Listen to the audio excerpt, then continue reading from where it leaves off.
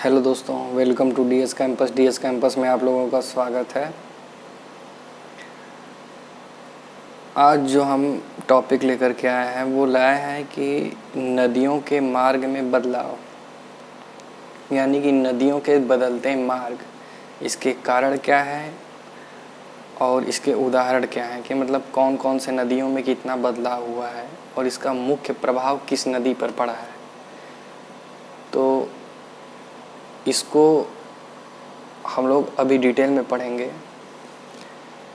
आइए कुछ इसका ब्रीफ ले लेते हैं कि मतलब कि देखिए, अधिकांश प्रायद्वीपीय जो नदियां हैं और जो अतिरिक्त प्रायद्वीपीय नदियां हैं, दोनों के संदर्भ में एक दिलचस्प घटना है। कौन सी घटना है? कि उनके जो जलमार्ग हैं, ठीक है, वो खास करके जो नीचे हैं, खास करके वो जो निचले मैप में जो नीचे दिखाई देते हैं आपको, तो उनके जलमार्ग में काफ़ी परिवर्तन हुआ है। अब उसके बाद जो है कि बाढ़ के समय बात करें कि बाढ़ के समय नदियों में पानी का जल का मात्रा काफ़ी बढ़ जाता है और काफ़ी मात्रा बढ़ जाने के कारण नदियाँ क्या करती हैं कि अपना मार्ग सीधी करना चाहती हैं कि जो अपना जल है वो सीधी प्रवाहित हो। जैसे उदाहरण के लिए आप सोच लीजिए कि कोई एक मोटा भारी भरकम आदमी है, तो वो कभी टेढ़े मेढ़े रास्ते पर ऐसे ऐसे घूम के नहीं जाना चाहेगा। वो क्या करना चाहेगा कि सीधा जाए।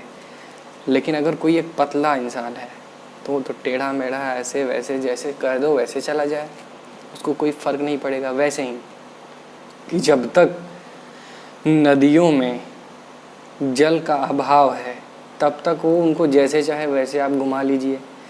लेकिन जैसे ही उसमें बाढ़ का पानी बढ़ता है, जिससे कि जल की मात्रा और बढ़ जाती है बाढ़ की वजह से, तो उसमें क्या होता है कि नदियाँ चाहती हैं कि हम सीधी मार्ग में प्रवाहित हों।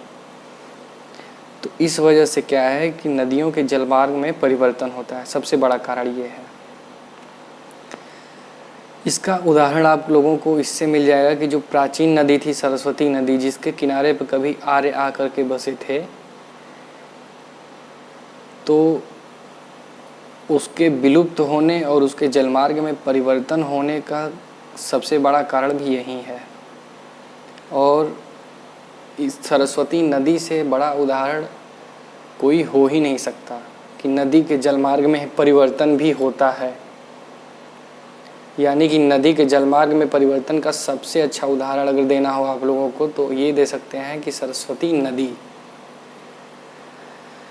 ठीक है, अब बात करें आगे कि हिमालय की श्रेणियों से नीचे उतरते समय, ठीक है, जब हिमालय की श्रेणियों से हम नीचे उतरते हैं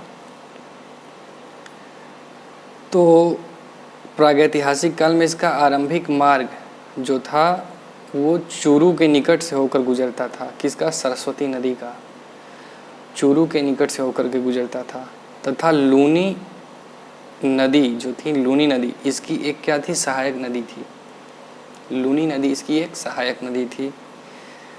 तो क्या हुआ कि इसके मार्ग में धीरे धीरे परिवर्तन हुआ और वो पश्चिम की ओर बढ़ता गया, तथा जो बाद में जाकर के अहमदपुर के सतलुज में मिल गया। ठीक, इसी के बारे में है एक और बात कि बाद में इसकी ऊपरी मार्ग में जल का प्रग्रहण यानी कि उसको बोलते हैं किडनैपिंग, उसके पानी की किडनैपिंग, कली गंगा की एक सहायक नदी द्वारा।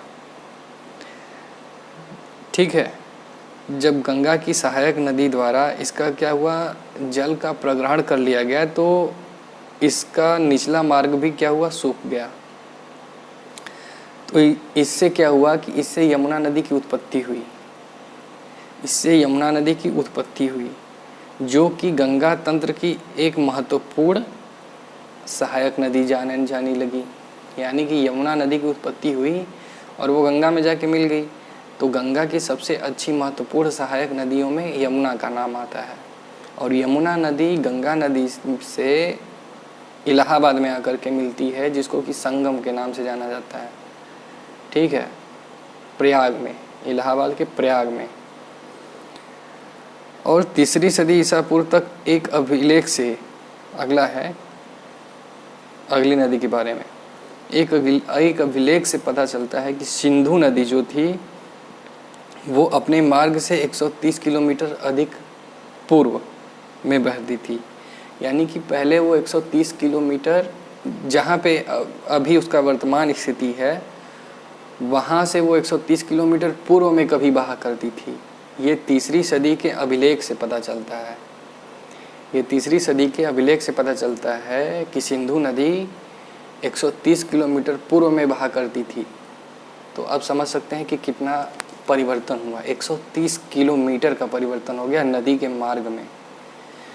अब अगला है कि अकबर के शासनकाल में, अब ज़्यादा पुरानी बात नहीं है, अकबर के शासनकाल की बात है कि अकबर के शासनकाल में चेनाब तथा झेलम सिंधु नदी से कहाँ मिलते थे? चेनाब और झेलम नदी सिंधु नदी से उच्च यानी कि एक उच्च जगह का नाम है जो कि पाकिस्तान में स्थित है। तो सिंधु नदी से चेनाब और झेलम नदी कहाँ जा कर के मिलती थी? उच्च में, जो कि पाकिस्तान में स्थित है। लेकिन इन नदियों का जो वर्तमान संगम है वो इस समय कहाँ पर है? तो इस समय 100 किलोमीटर दूर है। इस समय जो है 100 किलोमीटर दूर है और उस जगह का नाम है मीठान कोट। पठानकोट नहीं, ध्यान से सुनिएगा, मीठान कोट, जो कि 100 किलोमीटर दूर है। अब समझ सकते हैं कि अकबर के शासनकाल से अब तक के सिंधु नदी के मार्ग में 100 किलोमीटर का डिफरेंस आया कि मतलब जहाँ वो पहले बहती थी और जहाँ वो अब बहती है उसके बीच की दूरी 100 किलोमीटर हो चुकी है। इसी तरह जो है मुल्तान नदी रावी नदी के किनारे स्थित था। ठीक है, मतलब मुल्तान नदी नहीं, सॉरी, मुल्तान जगह का नाम है। तो मुल्तान जो था वो रावी नदी के किनारे पर स्थित था, लेकिन वर्तमान में चेनाब और रावी के संगम से कितना 60 किलोमीटर की दूरी पर स्थित है, और वो भी दक्षिण में। ठीक है, ध्यान से सुनिएगा कि जो मुल्तान नाम का जगह था वो रावी नदी के किनारे स्थित था पहले, लेकिन अभी कहाँ स्थित है? वो रावी और चेनाब के संगम से 60 किलोमीटर दक्षिण दिशा में स्थित है। ठीक है, अब बात करते हैं कि मार्ग परिवर्तन के कारण क्या हैं। तो मार्ग परिवर्तन के सबसे बड़े कारण में अगर देखें तो ये है कि बाढ़ के समय जब नदियों में जल की मात्रा बढ़ती है तो अपना मार्ग सीधे करना चाहती है, जिस वजह से उनके मार्ग में परिवर्तन होता है, सबसे बड़ा कारण। फिर इसका दूसरा सबसे बड़ा कारण है कि भारत के बृहत मैदानों के ढालों का खिसकना। तीसरा सबसे बड़ा कारण होगा कि नदियों की विसर्पी धाराएं, ऐसे विसर्पी मतलब समझ रहे हैं, सर्प की तरह, सर्प चलता है ना ऐसे टेढ़े मेढ़े, तो वो की विसर्पी धाराएं। तीसरा बाढ़ के दौरान नदी मार्ग का सीधा होना, यानी कि बाढ़ के दौरान अभी आपको बताए थे कि बाढ़ के दौरान नदियाँ सीधे चलना चाहती हैं।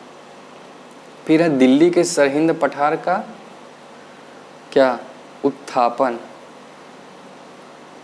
अब अगला है कि माधोपुर वन क्षेत्र का ऊपर की ओर उठना तथा वारिंद्र क्षेत्र का उत्थान। ठीक है, इन दोनों का उठना। अगला है कि अवसादों के निक्षेपण से मालदा घाटी का नीचे की ओर दबना या धंसना। तो ये हैं नदियों के मार्ग परिवर्तन के मुख्य कारण। अब जो अगला टॉपिक लेकर के आएंगे हम, वो लाएंगे कि सरस्वती नदी के विलुप्त होने का रहस्य क्या है। कि कई लोगों के अनेक मत हैं, धार्मिक मत अलग है, वैज्ञानिक मत अलग है, भूगर्भवेत्ता अलग बात बताते हैं। ठीक है, वैदिक मतलब किताबों में पुरानी बातों में कुछ अलग लिखा गया है। तो कुल 5 तरह के रिसर्च से पता चलता है, मतलब वैदिक, धार्मिक और भूगर्भवेत्ता, वैज्ञानिक, सबको लेकर के कुल 5 रिसर्च किए गए हैं कि सरस्वती नदी आखिर विलुप्त क्यों हुई, इसके कारण क्या है। तो इसके रहस्य के बारे में हम लोग अगले वीडियो में जानेंगे डिटेल में। इसमें तो अभी बस ये जाने हैं कि आखिर नदियाँ कहाँ से कहाँ पहुँची, उनके मार्ग में कैसे परिवर्तन हुआ, परिवर्तन होने का कारण क्या था, और सबसे बड़े परिवर्तन किन नदियों के साथ हुए, ये जाने हैं। तो अब अगले वीडियो में देखिएगा कि सरस्वती नदी के विलुप्त होने का रहस्य क्या था। ठीक है, thank you for watching DS campus.